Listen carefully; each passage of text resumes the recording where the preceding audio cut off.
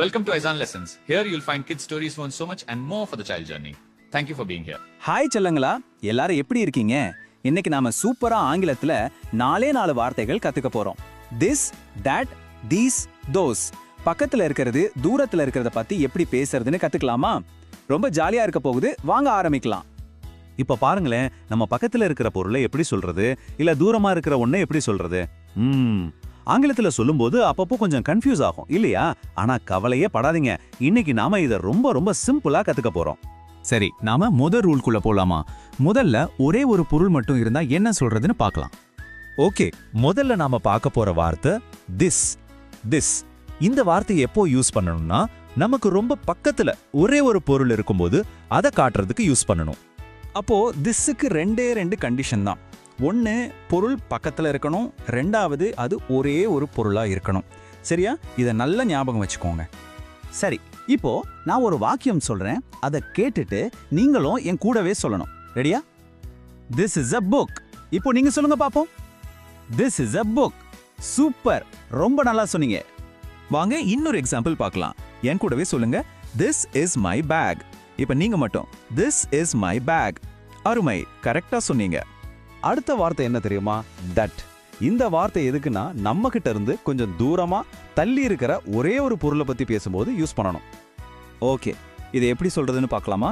நான் சொன்னதுக்கு அப்புறம் நீங்க சொல்லுங்க. that is a tree. இப்போ உங்க turn. that is a tree.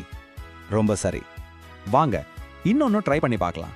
முதல்ல நான் சொல்றேன், அப்புறம் நீங்க. that is a school. இப்போ நீங்க that is a school. Perfect, மிக சரியா சொன்னீங்க. சூப்பரா செஞ்சீங்க.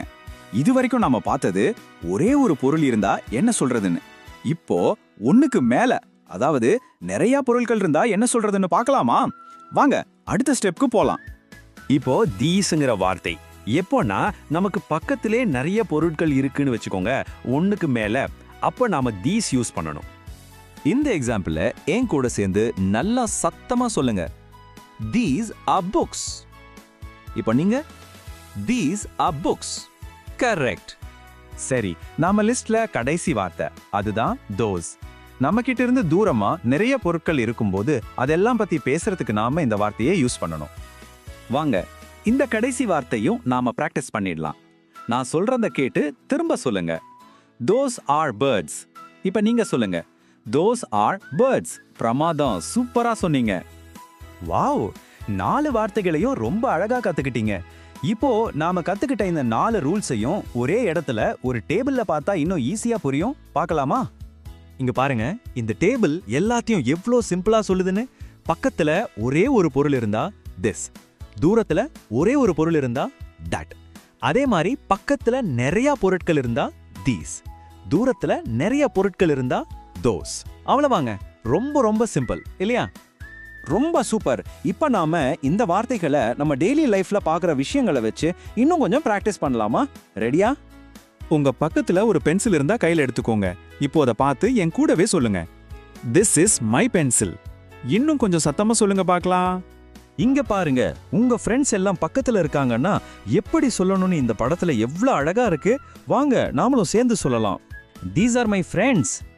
சரி, இப்போ ஜன்னல் வழியா வெளியே பாருங்க. தூரத்துல கார்கள்லாம் நிக்குதா? அத பார்த்து நாம சொல்லலாமா? என் கூடவே சொல்லுங்க. those are cars.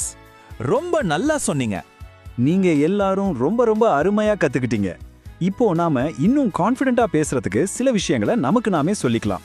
ரெடியா? இத ரொம்ப பெருமையா தைரியமா சொல்லுங்க, ஏன்னா இதுதான் உண்மை. உங்களால முடியும். I can point and speak clearly. ஒரு பெரிய ஸ்மைலோட இதை இன்னொரு தடவை சொல்லுங்க, ஏன்னா நீங்க ரொம்ப சூப்பரா கத்துக்கிறீங்க. இங்கிலீஷ் உங்களுக்கு ரொம்ப easy. English is easy for me. பிரமாதமா பண்ணீங்க. இன்னைக்கு நீங்க திஸ், that, these, those ரொம்ப அழகா கத்துக்கிட்டீங்க. உங்களுக்காக நீங்களே ஒரு கிளாப் பண்ணிக்கோங்க.